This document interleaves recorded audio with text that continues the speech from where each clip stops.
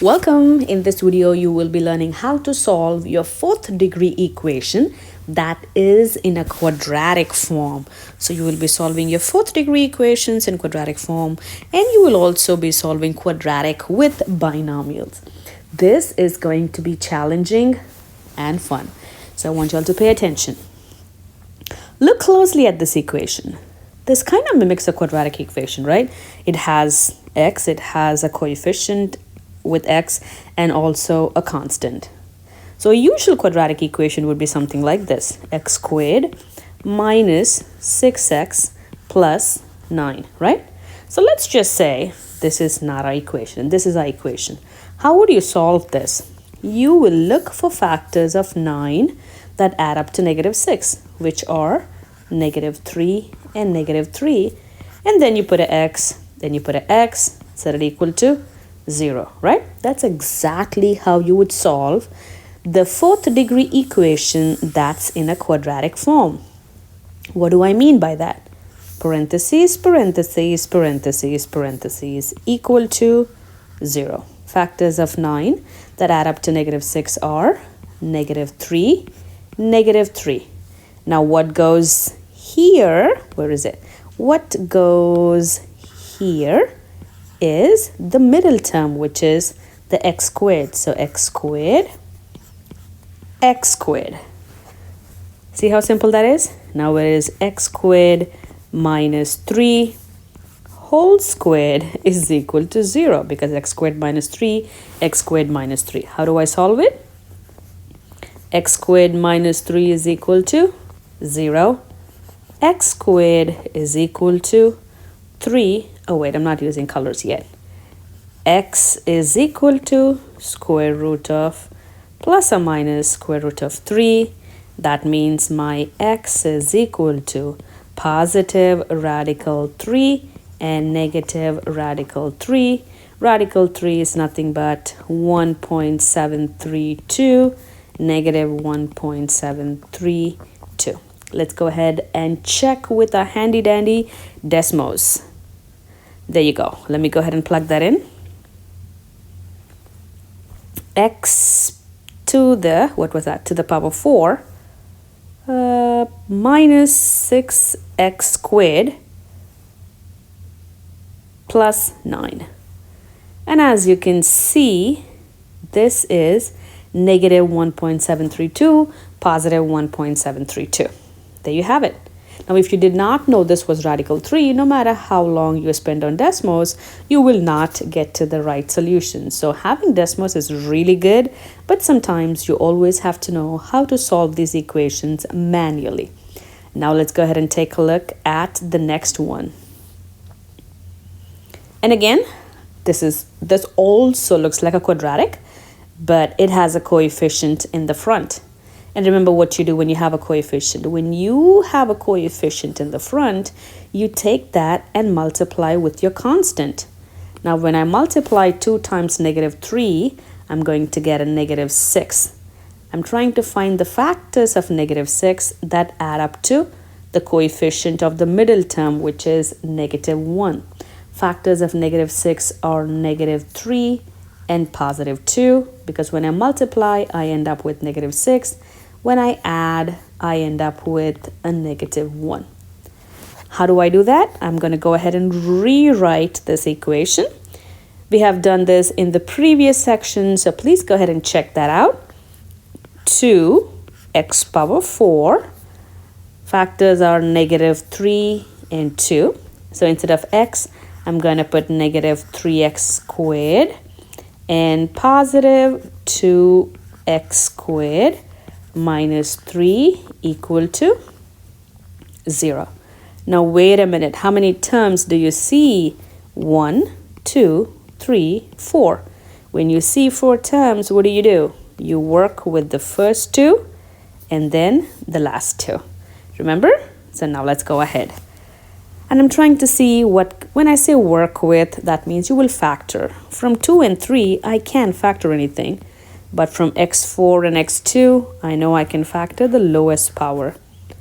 And what do I have? 2x squared minus 3. And now rule of thumb is if I get 2x squared minus 3 on this side, I should get 2x squared minus 3 on the other side. Now look, from 2x squared and negative 3, I cannot factor anything. When I cannot factor anything, I always use my 1. That means you can factor a 1. There is a 1 hidden inside every term. And there I have it. Now if I look here, I do have 2x minus 3, 2x minus 3. Very good. So I'm going to go ahead and factor that out. 2x, sorry, did I say 2x? 2x squared minus 3. And what am I left with? X squared plus 1. Bring that down. X squared plus 1. That's equal to a 0.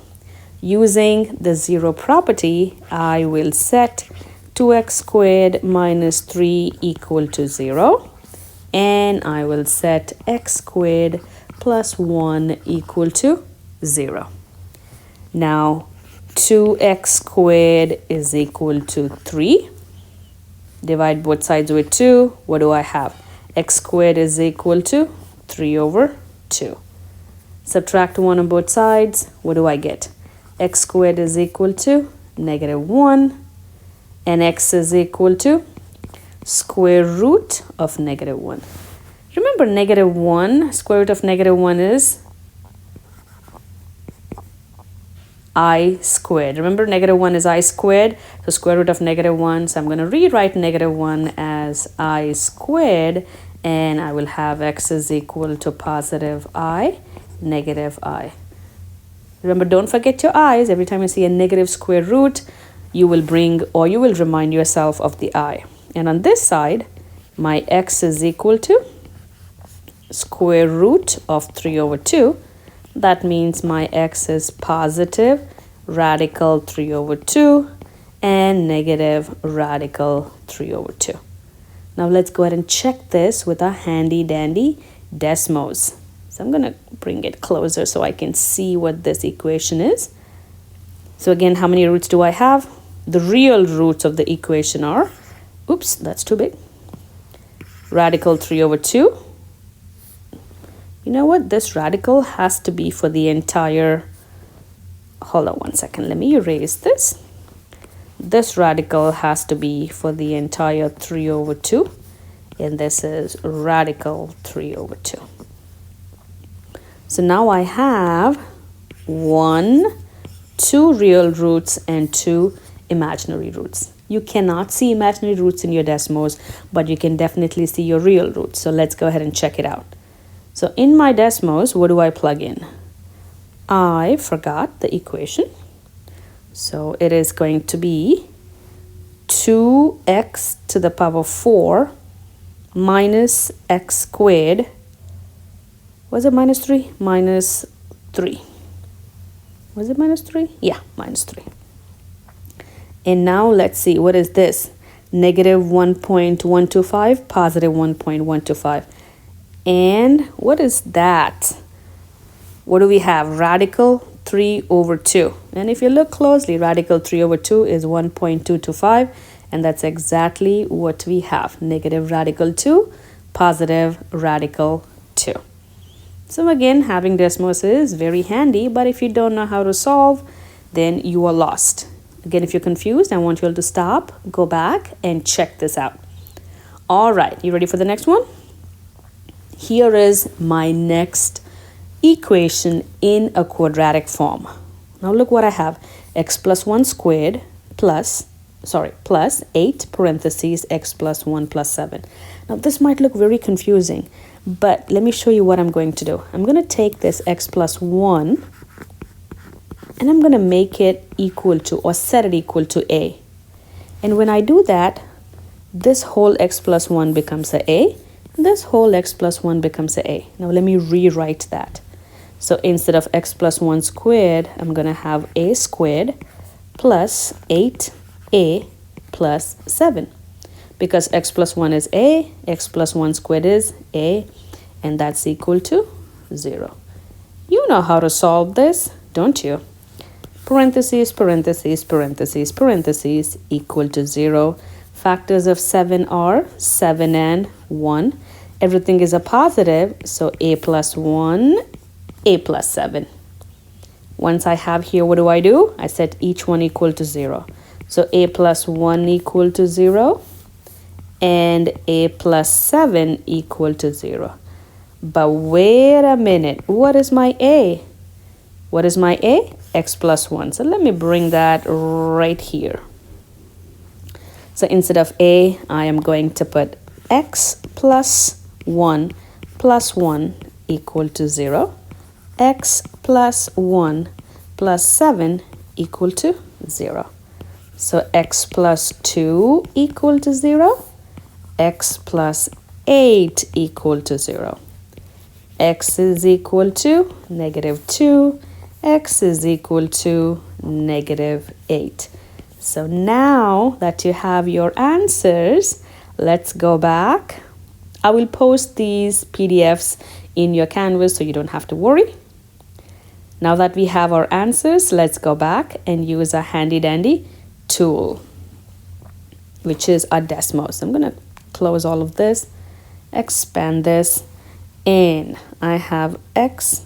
I'm going to plug in exactly the way it was given, squared plus 8. It was x plus 1, and it was plus 7, yeah?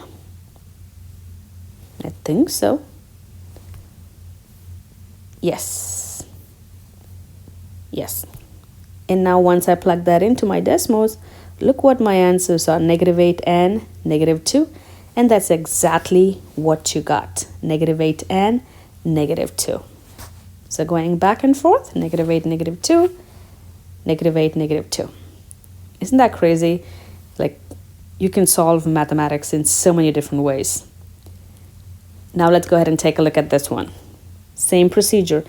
I'm going to change x plus 3 to a. You can use any variable. If your name starts with a B or a C, you can use that as well. But don't use another x because you'll be confused.